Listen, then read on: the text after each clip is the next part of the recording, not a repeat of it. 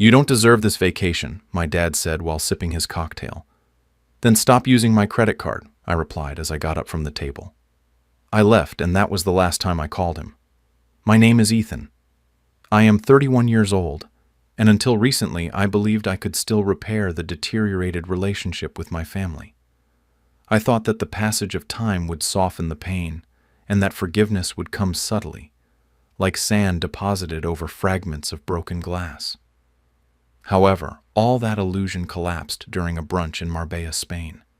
We had arrived at the resort just 3 days ago, a trip that was supposed to be a celebration, and also an unusual family reunion. My mother had organized the trip months in advance and presented it as an offer of reconciliation after a year marked by tensions, financial problems, and too many cold silences in our group chats. I remember the phone message that said, "You work so hard, Ethan. It's time for us to take care of you for once." Without arguments, I packed as lightly as possible. I even managed to smile when I saw the absurd group t-shirts my brother had designed with the motto, "Mitchell Family Takers 2025, written in italics on the chest.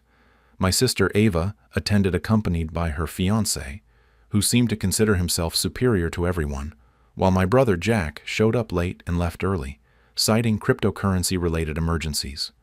My mother, as always, took charge of mediating, while my father simply drank. It was a cool Sunday morning, and the sun poured its light onto the terrace as if it were golden syrup.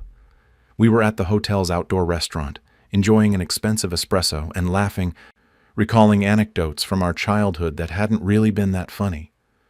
I was in charge of settling the dinner bills, the room upgrades, and even the mysterious spa packages my sister booked. Everything was silently charged to my card, which had been registered since check-in. I had no intention of starting a conflict in Marbella, but then it happened.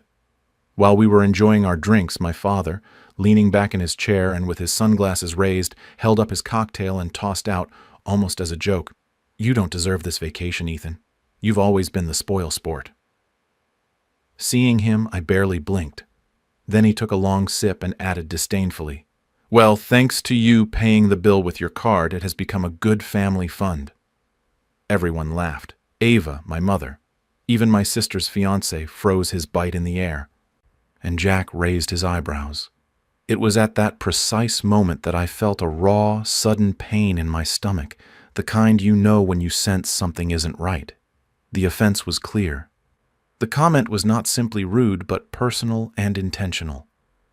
"Stop using my credit card," I said with a trembling voice, slowly getting up and leaving the napkin on the table. "And next time, remember that respect is not included in room service." No one moved. The atmosphere froze. The fiancé was motionless. Jack raised his eyebrows, and my mother, still clinging to her glass, just watched. I, with a racing heart, decided to leave the room. I walked through the pool area. I passed near the bar and went straight to the elevator with trembling hands. That was the instant I stopped calling that trip a family vacation. Later, reviewing my banking application, I saw a figure that chilled my blood. They had charged my card the sum of $2,141.37 at the luxury resort. I was billed $1,200 for a deep tissue couples massage, although ironically, I'm still single. In addition, $375 daily was registered for the minibar and room service, even though I hadn't even been present. It wasn't a simple misunderstanding or an oversight. It had all been part of a coordinated plan. They knew my card was registered, and they also knew I usually remained silent. That inaction turned into a blank check. As I reviewed every detail in my mind, I recalled moments from the past that had led me to this point, the occasions when my father forgot his wallet, that vacation house where I signed and never received a key, the birthday gifts that turned into family expenses, and the time my mother, without even realizing what she was doing, put everything aside to spread blame. I remembered the night before the school science fair when I had built a volcano from scratch using papier-mâché, baking soda, and even hand-painted the lava. I stayed up all week mixing glue and paint on the kitchen table, and all of that became an indelible memory. I painfully recall how my mother, without batting an eye, trampled on my volcano, a project full of effort, and didn't notice the crying of my younger sister, Ava, who was sobbing inconsolably over a torn tiara for her school play. That was the first moment I felt completely invisible. My father, Frank, a military man turned insurance agent, was always concise in his demonstrations of affection. With few words and even fewer hugs, he firmly believed that men should act without protesting. If you complain, it's because you're not trying hard enough, he used to say. And so I stopped complaining, adopting the idea of working nonstop from a very young age. At 13, I started mowing lawns, and at 16, I began saving every penny. While other boys were excited about buying sneakers, I helped my father fix old phones to sell online. Some years ago, I decided it was time to forge my own future.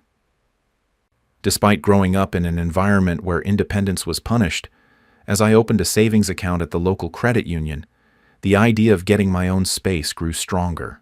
However, at home, the unbreakable rule was family first, and the first expense was always covered by Ethan. When Ava turned 17, my parents rushed to show their affection in a peculiar way. They assigned me the task of buying her a car. I acquired a silver Mazda, freshly waxed and even adorned with a bow. Although my generosity was momentarily questioned, the clarification came quickly with my mother's comment, assuring that it wasn't safe for her to take the bus. When I turned 18, the celebration of my coming of age was reduced to a simple acknowledgement. I received a pat on the back and an old college duffel bag.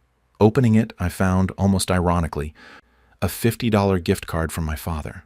That gesture, both proud and measured, made the message clear. Being proud is fine, but don't overdo it. Indifference was noticeable at other key moments. My parents never deigned to visit my university or take an interest in my studies. In contrast, when my older brother Jack was expelled for the second time, they turned to me without hesitation to bail him out with a small loan. My mother's excuse was that Jack is going through a rough patch and you're the only stable one. So I transferred $3,000. Unfortunately, that money evaporated between marijuana purchases, cryptocurrency investments, and an impulsive trip to Thailand, marking the first great betrayal. Marbella was not the defining experience. That would have been merely the last straw. But another episode that occurred 4 years ago, which set the limit of my tolerance. During Christmas, after months of saving to surprise my parents with an Alaska cruise, I printed the tickets, carefully wrapped them in a box, and added a note that read, "Thank you for raising me. Allow me to take care of you for once." However, my father's reaction was disconcerting. He barely looked at the tickets, passed them to Ava with a, "I always wanted to go. Maybe Nate and I will take a trip as a couple."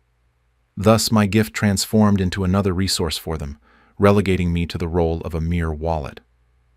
That situation was only the beginning of a series of economic abuses. Over time, every overdue bill was justified with an urgent request. "We're a little tight this month. The heater broke down. Jack needs dental surgery. Ava's boyfriend is out of a job. Can you cover the rent for another month?" It was always presented as temporary, implying that thanks to my good job and the fact that I didn't have my own family yet, I was the immovable option to solve any unforeseen event. I agreed again and again until the rejections began to generate veiled criticism and emotional manipulation. Between reproaches like, "You're so selfish lately," and accusations of being cold or distant, I started to doubt my integrity. The situation reached a critical point when, upon refusing to cover $8,000 for the catering at Jack's second wedding, my mother sobbed, saying she no longer recognized me, and my father sent a message stating that I had changed, not for the better. And to add fuel to the fire, the supposed Marbella episode arrived. That excursion, which I only agreed to participate in but not finance, turned out to be another clear abuse of trust. Upon arriving at the hotel, I immediately questioned whose credit card was being used to pay. Everyone looked at me, and the answer was as evasive as it was ridiculous. My father simply shrugged. My mother smiled, and Ava commented that it was just a pending charge. We'll return it soon.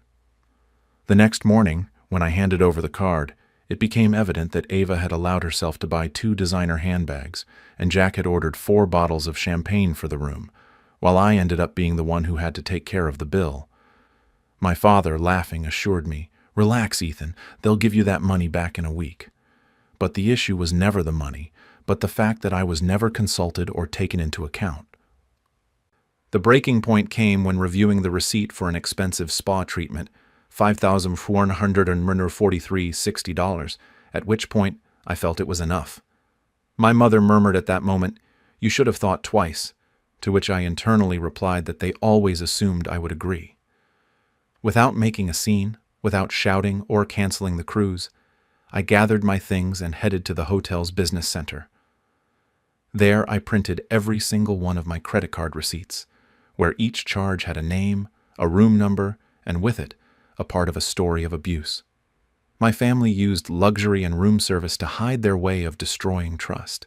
That same night, I sent a group email titled Family Expense Breakdown Urgent Review, in which I attached a PDF detailing all the charges from the week. In the message, I asked that each person confirm who should be reimbursed and warned, if I do not receive a response by Friday, I will be forced to resort to legal and financial resources, including claims for fraud. I wanted to maintain calm and formality, setting aside empty expressions of affection and focusing solely on numbers and responsibilities. 3 hours later, during a Zoom meeting, I received a message from Ava in a tone of reproach. "Are you serious now, Ethan? This is family." Shortly after, my mother proposed a private video call. Without giving a direct answer, I sent a link for the meeting, where everyone connected. Jack was in a bathrobe on his bed. Ava was applying makeup. Mom was enjoying a glass of wine, and Dad didn't even appear on camera. Then my mother, in a sweet voice full of frustration, asked, "Why threaten legal action? After all, we're family." I replied directly that the problem was them. Jack scoffed, saying that it was all just about the hotel charges, assuring that they had already planned to pay me. I decided to share my screen and show them 2 slides. The first detailed a total of $14,272 in charges. The second, a breakdown by person, with Jack covering $4,200, Ava $3,050, Dad $2,400, Mom $2,100, and other unidentified charges amounting to $1,800. Amid the silence and accusations that I, earning more, should be willing to cover those differences, Ava harshly retorted that it's not the same as directly harming you. No one has robbed you. To which my answer was clear. If I didn't authorize those charges, that amounts to theft. It was then that my mother began to sob, reminding us that all they wanted was a trip where no one had to worry, lamenting how distant and cold I had become. She recalled old times when they crushed my volcano for Ava's tiara, when I paid the lawyer for Jack's second DUI, when I gave my Alaska cruise to Ava and her boyfriend. The tension was palpable. Finally, Dad muted himself and commented in a subdued tone, "All right, Ethan. You've made your point. What do you want?" "Money." Facing the camera, I made it clear. I demand boundaries and consequences. And the next day, the situation was marked by that ultimatum. I made the decision that if they wanted to pretend that nothing mattered, I would show them exactly what had happened. I filed a fraud complaint, contacted my bank, and verified each of the charges, counting on the hotel receipts, emails, and IP addresses that backed up my claim. I escalated the case and even exposed everything in 2 group chats. I published all the receipts in the extended family WhatsApp group. One of those messages had the title, "This is what the vacation looked like so everyone knows who paid for their drinks." "Maya," my cousin exclaimed in surprise, while my cousin replied with a resounding, "No way." My uncle asked me if I was serious. Ava left the group and Jack commented, "Don't make family fights public." But I decided to ignore him. I received 3 updates from my lawyer. I called my lawyer to remove all family members from my emergency contact list and even my parents, especially those who caused problems. In addition, 4 work-related bonuses were added. I revealed that at the end of that week, I had been awarded an annual bonus of $5,000. I booked a solo trip to Iceland in a 5-star hotel in first class and documented every moment. In one of the posts, I titled it, "Paid for by me, enjoying it solo, no takers this time." Shortly after, my father tried again. A week later, he called. I didn't answer, and he left a voicemail saying, "Ethan, you've made your point, but you're not being fair. We're family. and you owe us a chance to fix this. I replied with a single-line message, I owe you nothing. You've simply exhausted my patience. My way of acting was a kind of legal revenge. My parents assumed we would follow the same script as always. Explosion, silence, a half-hearted apology, and finally, another charge on my card. But this time, it wasn't going to be like that. I consulted with a lawyer, as this was not simply family drama. He reviewed the receipts and concluded that it was financial misconduct. They had no legal right to spend that amount without my consent. Thus, I filed an official civil complaint demanding a refund. Detailing unauthorized charges, emotional damage, and financial abuse accumulated over time. I sent copies of the lawsuit by email to each family member. They remained silent for 3 days, and on the 4th, my father called me furious, and the call was recorded. How could you do this? A son doesn't sue his father. A father doesn't steal from his son, I calmly replied. It was just a vacation trip. $1,400 is not a small amount. You're destroying this family over money. I simply refuse to continue financing your dysfunction. After that call, I blocked his number. The situation worsened at the birthday party. My mother organized a celebration for her 60th anniversary, inviting friends, family, and even co-workers. With admirable naivety, she included me as if nothing had happened. I didn't refuse to attend. I showed up, but I decided to give a surprise towards the end of the night. During the speeches, while everyone was toasting and sharing anecdotes, I stood up and said, "Excuse me for interrupting, but since we're all here, I have something to say." I took out the printed receipts and placed them in front of my mother. These are the charges from our family vacation. They were not gifts. There was disagreement as she insisted that I had simply paid the expenses as always. Silence took over the room. Aunt Maria almost lost her breath. My cousin mumbled, "Unbelievable," and my uncle looked away. I continued, "It's not just about money, but about respect. My refusal makes it clear that from now on, I will not be accepted unconditionally."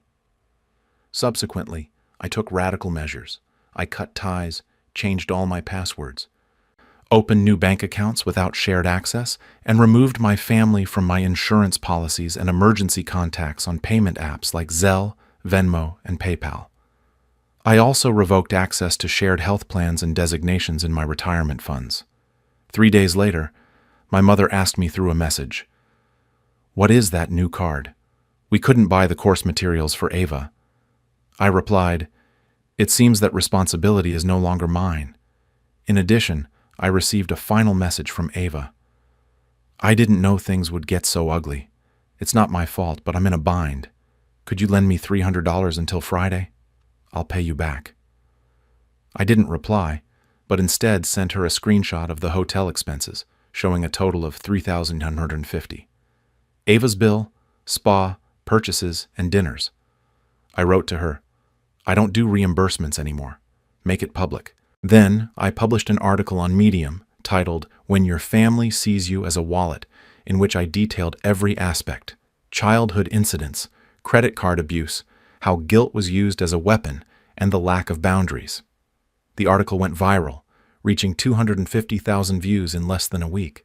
A therapist shared it, and a TikTok content creator quoted it. I also received numerous emails with messages like, "Wow, it's like you wrote my story. Thank you, you gave me the courage to say no." And this is the breaking point. In summary, I not only regained my control, but also cut off all dependence on the family. No more emotional counterpromises or financial abuses. After all, my default provider was free, and now I am a more integrated and stronger person. I received a final message from my sister. "Thank you." This message confirmed that I had achieved a decisive and lasting change in my life. I replied and then blocked her. 8 weeks of silence passed without news until a punctual message appeared. 2 months went by without a word from my parents, no emails, no calls, no those guilt-tripping chat groups. I thought they had finally retracted, that perhaps they had even learned something. One morning, while drinking coffee in my quiet, new apartment and tidying up, I received a text message from my father. "Jack is about to lose his apartment. Could you co-sign the lease? I laughed without waiting for a reply. Instead of giving in to the request, I opened my email and confirmed the message from my real estate agent. The offer for the townhouse had been accepted. Consequently, the property was put in my name, without the need for guarantors or shared accounts through family ties. My promotion materialized. Years of saving had paid off, and without anyone draining my income through guilt or manipulation, I was finally building something real. I paid off my car and bought a modern, minimalist-style townhouse, using cash for the down payment.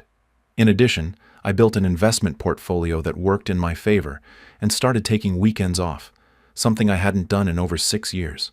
I slept better, ate healthier, and one morning, looking in the mirror, I discovered a man I hadn't recognized for years, someone without exhaustion, without anger, simply free. However, the events kept coming. Ava lost her job. Apparently, the boutique she worked at closed, and her mother sent me an email informing me. Ava is struggling. Could you help her until she gets back on her feet? My answer was forceful. You raised her. Help her. With that decision, I archived that thread and moved on. Shortly after, Jack's car was repossessed. Even an old high school friend who now works at the DMV messaged me asking, "Did Jack really take an Uber from your parents' house again?" I replied affirmatively. On the home front, with the family situation deteriorating, my mother had collapsed.